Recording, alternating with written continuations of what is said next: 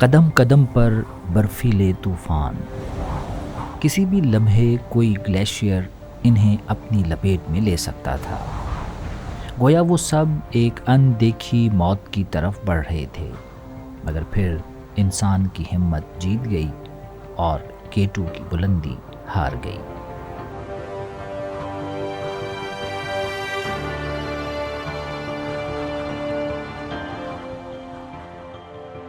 1954 میں پاکستان کی بلند ترین چوٹی کو سر کرنے والی اطالوی ٹیم کی اس جرأت و بہادری کو سب نے سراہا، مگر اسی ٹیم کا ایک ممبر ایسا بھی تھا جس کی اس بہادری کا اعتراف اٹلی کی حکومت نے اس کی موت کے بعد 2007 میں کیا۔ اس بہادر شخص کا نام میر مہدی تھا اور وہ اس مہم کا پورٹر تھا۔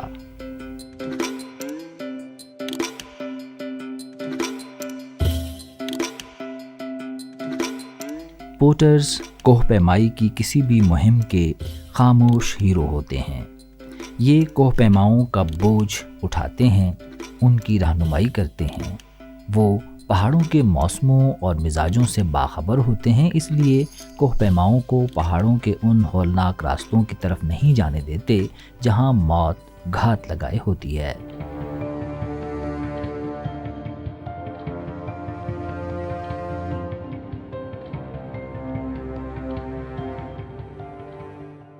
یہ سب کچھ وہ اس لیے کرتے ہیں کہ قدرت نے ان کا رزق اسی پرخطر کام میں رکھ دیا ہے جسے وہ بڑی ذمہ داری اور جمع مردی سے سر انجام دیتے ہیں۔ پروگرام مٹی، رنگ اور خوشبو کے ساتھ میں ہوں آپ کا میزبان انیس الرحمان۔ آج کے پروگرام میں ہم آپ کو دکھائیں گے گلگت بلتستان کے ان بہادر کوہ پیماؤں کی کہانیاں جن کے لیے ان فلک بوس اور برف پوش پہاڑوں کی کوہ پیمائی ایک پیشہ بھی ہے اور پیشن بھی۔ پاکستان کے شمالی علاقوں کا ہر رنگ اپنی ایک الگ ہی کشش رکھتا ہے۔ گلگت بلتستان کی صدیوں پرانی تہذیب و ثقافت پر ہر لمحہ افسانوی زمانوں کا گماں ہوتا ہے۔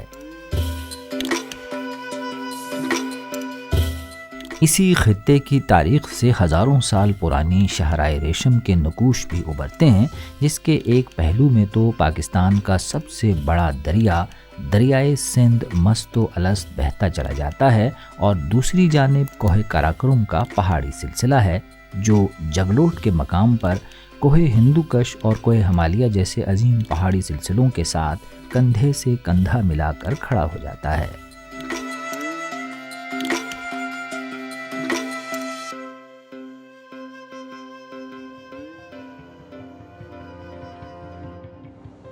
فلک بوس پہاڑوں کی یہ سرزمین دنیا بھر کے کوہ پیماؤں کے لیے ہمیشہ سے ایک چیلنج رہی ہے۔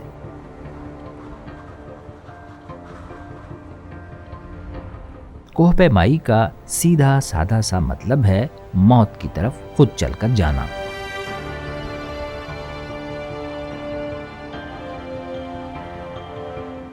ان بلندیوں کے پرفریب بلاوے پر جانے والے کوہ پیما کبھی تو منزل مراد پا لیتے ہیں، لیکن کبھی ان کے حسن و جمال پر زندگی کی بازی ہار جاتے ہیں، اور کبھی قربان علی کی طرح ان پہاڑوں کے دیے ہوئے زخموں کو سینے سے لگائے پھرتے ہیں۔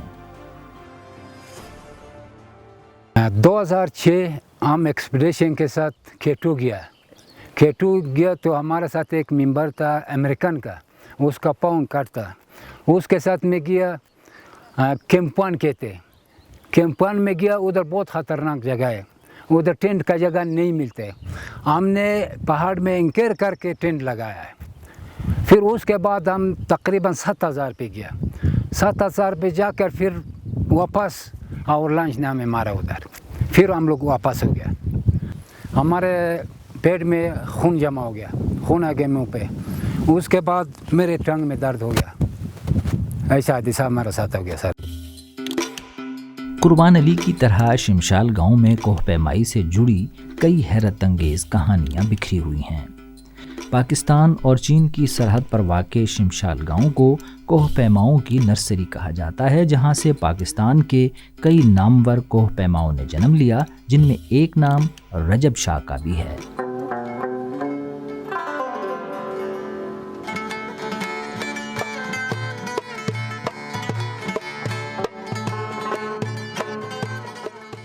رجب شاہ اگرچہ ہائی الٹیٹیوڈ گائیڈ تھا، تاہم پاکستان کی 5 بلند ترین چوٹیوں کو سر کرنے والے پہلے پاکستانی ہونے کا اعزاز بھی اسی رجب شاہ کے حصے میں آیا۔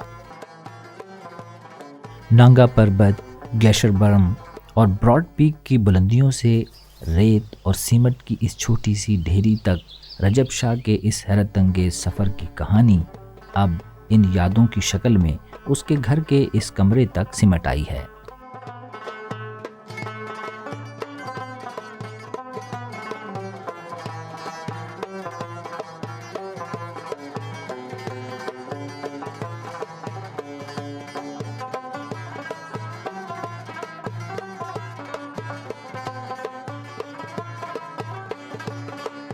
گلگت بلتستان میں بسنے والے کیسے ان پہاڑوں کے عشق میں گرفتار نہ ہوں، کیونکہ یہاں ہر پربت کا اپنا ہی ایک حسن ہے۔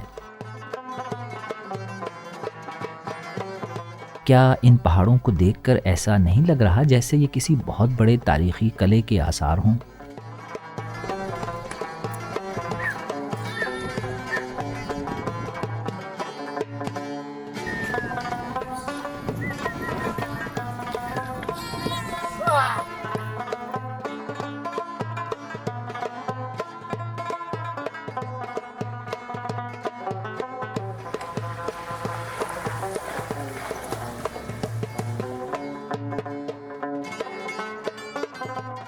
کونز کی طرح نظر آنے والی یہ چوٹیاں پاسو کونز کہلاتی ہیں، اور فلک بوس پہاڑوں کے پیچھے سے جھانکنے والی یہ چوٹی لیڈی فنگر کے نام سے مشہور ہے۔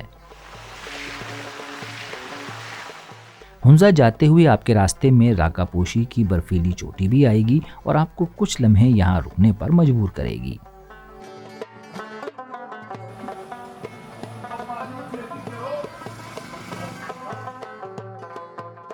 اپنے ان بلند و بالا پہاڑوں کی وجہ سے دنیا بھر میں کوہ پیمائی کے لیے شہرت رکھنے والی اس سرزمین کے دور افتادہ گاؤں شمشال میں کوہ پیماؤں کی انسنی کہانیاں سننے کی جستجو میں ہماری ملاقات شمبی خان سے بھی ہوئی، جنہیں اس علاقے میں کوہ پیمائی کے بانیوں میں شمار کیا جاتا ہے۔ جناب، شمشال کی سٹوری میں یہ ہے کہ جو کلائمبنگ کے نام کسی نے نہیں سنا تھا، شمشال میں پیدا ہوتے ہوئے لوگ اسی شمشال کے ہائٹ کی مناسبت سے بہت پہلے سے کلائمبنگ میں فٹ تھے، لیکن کلائمبنگ کا زمانہ جب آیا یہ 1981 ہے۔ 1981 میں یہاں پہ فارنرز آ کے انہوں نے کہا کہ کلائمبنگ بھی کچھ چیز ہے، تو 1981 سے میں نے شروع کیا ٹریکنگ جانے میں۔ 1985 میں میں نے سب سے پہلے شمشال کا فرزند ہو جس ماؤنٹین پہ میں نے پیر رکھا، وہ ماؤنٹین ہے پاسو پیک۔ اس کی الٹیٹیوڈ جو ہے، اس کے آخری ہائٹ جو ہے 7484 میٹر بلندی پہ۔ شمبی خان کی طرح ان کی بیٹی فرزانہ جبین کو بھی پہاڑوں سے محبت وراثت میں ملی۔ فرزانہ جبین صرف شمشال ہی کی نہیں بلکہ پاکستان کی بھی پہلی خاتون ہیں جنہوں نے اپنے والد کے نقش قدم پر چلتے ہوئے پہاڑوں کی بلندیوں کو فتح کر کے ثابت کر دیا کہ صنف نازک کتنے مضبوط ارادوں کی مالک ہوتی ہے۔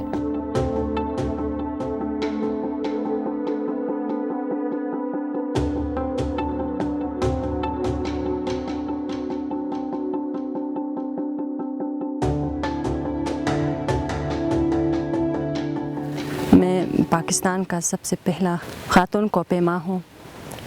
میری ذہن میں یہ سوال آئی کہ ابو صاحب جو کہ شمشال کا پہلا کوہ پیما ہے، وہ روز گھر میں باتیں کرتے تھے تو میں غور سے سنتی تھی۔ پھر میری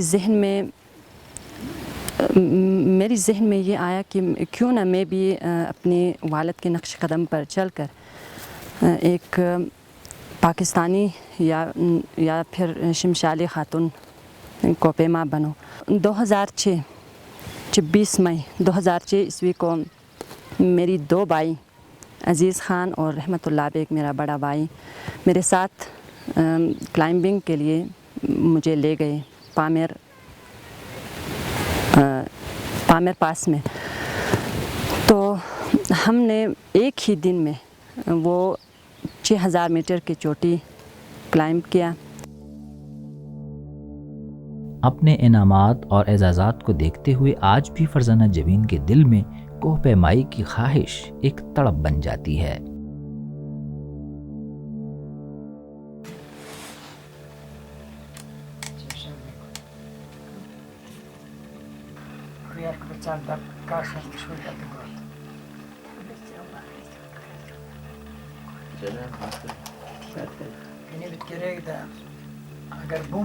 فرزانہ جبین کی زندگی میں یہ سنہری موقع کب آئے گا، اس کا فیصلہ تو وقت کرے گا، مگر اسی شمشال سے تعلق رکھنے والی ایک اور خاتون نے جب دنیا کی بلند ترین چوٹی ماؤنٹ ایورسٹ سر کرنے کا فیصلہ کیا تو قسمت اور حالات نے اس کا بھرپور ساتھ دیا۔ دنیا اس عظیم خاتون کو سمینہ بیگ کے نام سے جانتی ہے۔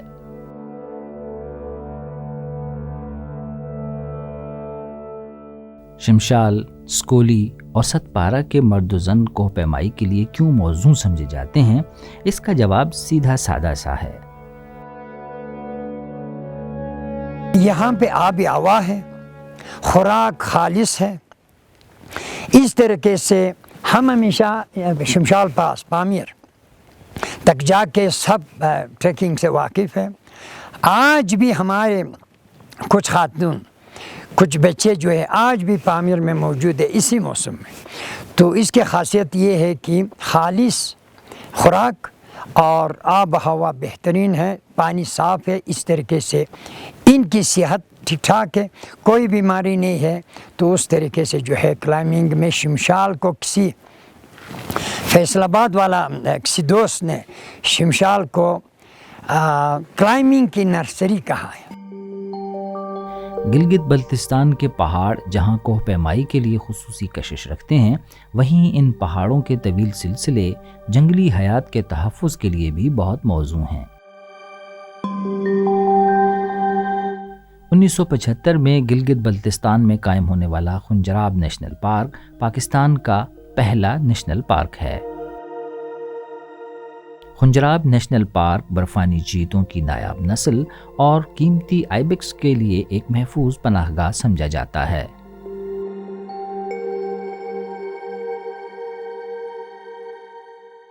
وادی شمشال، خنجراب اور گنجراب پر مشتمل اس نیشنل پارک نے ان قیمتی آئیبیکس کی نسل کے تحفظ میں اہم کردار ادا کیا ہے، جس کے قانونی شکار کے لیے باقاعدہ لائسنس لاکھوں روپے میں دستیاب ہوتا ہے اور ملکی اور غیر ملکی سیاح ان میں خصوصی دلچسپی لیتے ہیں۔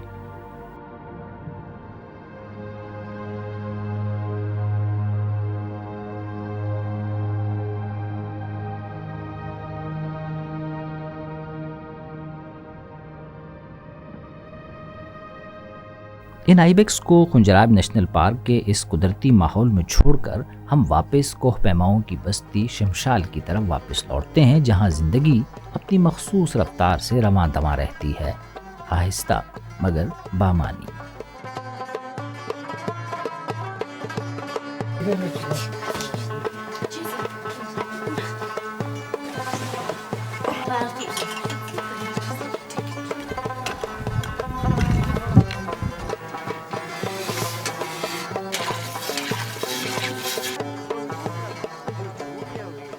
اپنے یاکس سے محبت، ضرورت کے مطابق کھیتی باڑی، روزمرہ کے کام کاج میں ایک دوسرے کی مدد اور رواداری، کوہ پیماؤں کا یہ گاؤں ہمیں سادگی کا صحیح مفہوم سمجھاتا ہے، مگر ساتھ ہی ان لوگوں سے بھی ملواتا ہے جن کے لیے زندگی ناممکن کو ممکن کرنے کا نام ہے۔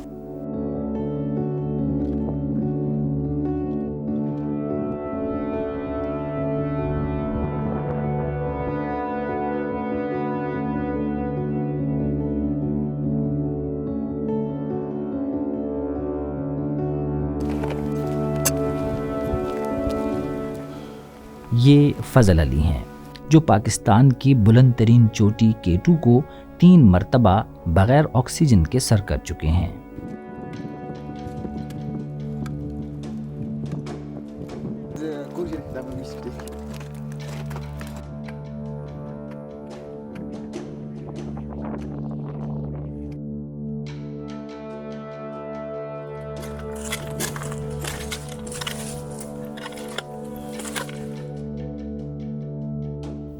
اور یہ سہیل احمد بیگ ہیں، جن کی مہمجو طبیعت انہیں ہر لمحہ کسی نئے ایڈونچر کے لیے اکساتی ہے۔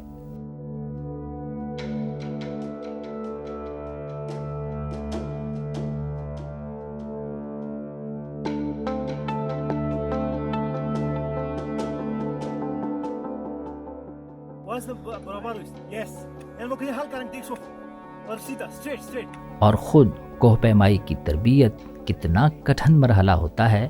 کوہ پیمائی سے جڑی پاکستان کے ان بہادر کوہ پیماؤں کی ناقابل یقین اور ناقابل فراموش کہانیاں ہمارے پروگرام کے آئندہ کے ایپیسوڈ میں شامل ہوں گی، تو پاکستان کے اس حیرت انگیز ثقافتی ورثے کو دیکھنے کے لیے ضرور دیکھیے گا مٹی، رنگ اور خوشبو۔